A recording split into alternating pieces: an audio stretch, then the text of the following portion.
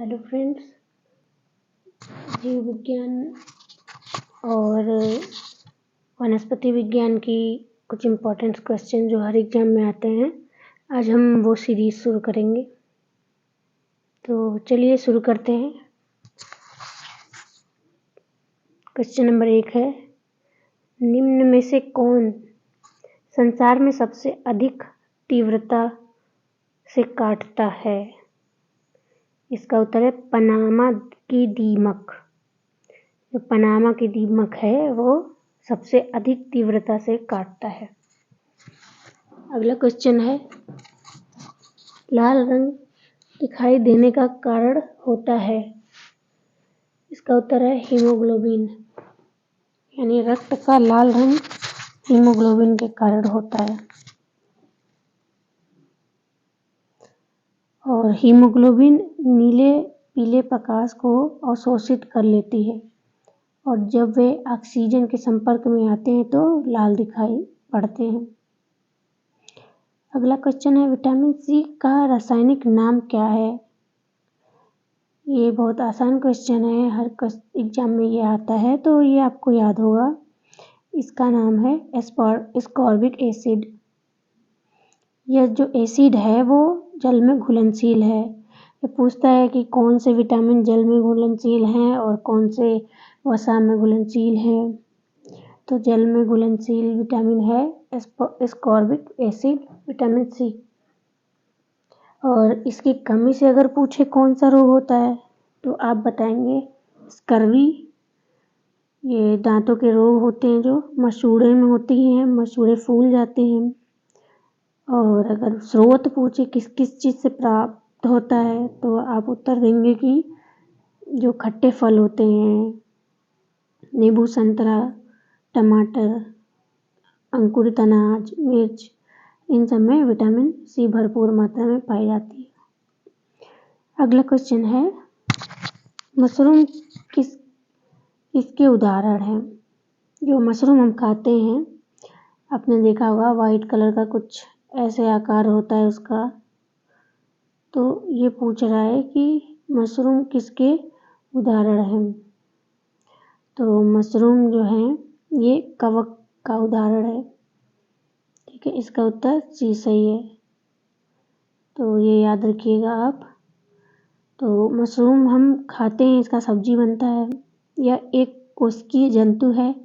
यह यूकैरियोटिक कोशिकाएं हैं। यह खाने योग्य तथा जहरीले दोनों पाए जाते हैं। ये ध्यान रखिएगा, ऐसे नहीं कहीं भी खेत से उठा लिए, कहीं भी देखा हुआ, वो जहरीला हो सकता है। ठीक है, गौतम बुद्ध की मृत्यु जहरीले मशरूम खाने से ही हुई थी, तो ध्यान रखिएगा। और अगला क्वेश्चन है, ईसीजी का प्रयोग किस रोग के निर्णय के लिए किया जाता है? तो ईसीजी से हम हृदय की कमजोरी देखते हैं। अगर ईसीजी है तो हृदय का पता चलता है, हृदय में क्या क्या दिक्कत है। एक टेस्ट होता है ईईजी होता है, तो वो मस्तिष्क के लिए होता है, ये याद रखिएगा। अगला क्वेश्चन है, निम्न में कौन सा रोग दूषित जल के सेवन से होता है? आप बताइए, हैजा, फ्लू, मलेरिया या तपेदिक? इसका उत्तर है ए, हैजा नामक रोग दूषित जल के सेवन से होता है। तो विब्रियो कॉलेरी नामक जीवाणु इसमें पाया जाता है और मक्खियों द्वारा ये रोग फैलता है। ठीक है, हैजा रोग मक्खियों द्वारा फैलता है। अब देखते हैं कि इस बीमारी में रोगी को क्या होता है, फील क्या करते हैं, इससे क्या क्या दिक्कतें आती हैं। तो जल की कमी हो जाती है, रक्त का संचार धीमा पड़ जाता है। इस रोग के उपचार के लिए हैजे का टीका लगवाया जाता है और उन्हें पानी उबालकर पीना चाहिए। अगला क्वेश्चन है, रक्त में निम्न की अधिकता से ब्लू बेबी सिंड्रोम नामक होती है। तो क्वेश्चन आएगा कि ब्लू बेबी सिंड्रोम किसकी अधिकता से होता है? तो ये आपको याद होगा, ये हर क्वेश्चन में पूछा जाता है। तो इसका उत्तर है नाइट्रेट। ब्लू बेबी सिंड्रोम रोग से बच्चे तब प्रभावित होते हैं जब जल में नाइट्रेट की मात्रा 90 ppm से अधिक हो जाती है। ठीक है, और इसके बढ़ने से होता क्या है, होठ और शरीर का रंग नीला पड़ जाता है। और यह नाइट्रेट हीमोग्लोबिन से क्रिया करता है और उससे ऑक्सीजन परिवहन की क्षमता कम कर देता है ब्लड में। ठीक है, जिससे श्वसन जो होता है हमारा वो बाधित होता है। अगला क्वेश्चन है, निम्न में से कौन सा मेरुरज्जु का एक महत्वपूर्ण कार्य है? तो मेरुरज्जु का महत्वपूर्ण कार्य है प्रतिवर्ती क्रियाओं का नियंत्रण। तो मेडुला ऑब्लिंगेटा का पिछला हिस्सा मेरुरज्जु बनाता है।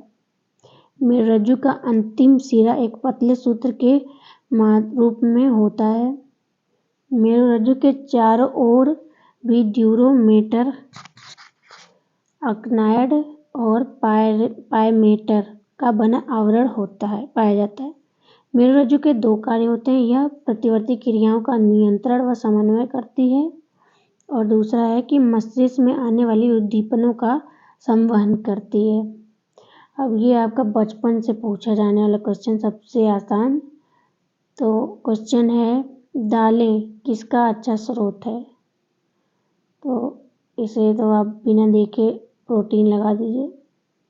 दाल, सोयाबीन, ये भरपूर रूप से इसमें प्रोटीन पाया जाता है। तो दाल में प्रोलीन और वेलिन नामक प्रोटीन पाई जाती है, ये याद रखिएगा प्रोटीन का नाम। अगला क्वेश्चन है, शहद का प्रमुख घटक है? तो ये आप जानते हैं, फ्रक्टोज शहद का प्रमुख घटक है।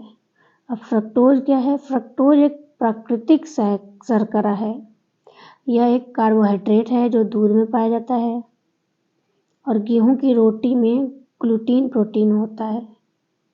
ठीक है, दूध में प्रोटीन पचाने वाला एंजाइम रेनिन होता है। जैसे जैसे हम बड़े होते हैं ये रेनिन खत्म होता जाता है, इसलिए दूध पचाने में हमें दिक्कत होती है। और जो छोटे बच्चे होते हैं, आपने देखा होगा, वो बहुत ज़्यादा दूध पीते हैं बट उनको कोई दिक्कत नहीं होती क्योंकि उस समय रेनिन बॉडी में बहुत ज़्यादा रहता है। तो वो रेनिन कम होने से दूध पचता नहीं है बड़े होने पे। अगर हम कंटिन्यू पीते हैं तो रेनिन की मात्रा बरकरार रहती है, इससे दूध आसानी से डाइजेस्ट हो जाता है। अब प्रोटीन का कार्य शरीर में टूट फूट की मरम्मत करना होता है। ठीक है, इसलिए प्रोटीन जरूरी है। आज के लिए बस इतना ही। अगला क्वेश्चन और आगे सीरीज ये बहुत लंबी है, आप हमारे साथ बने रहिए।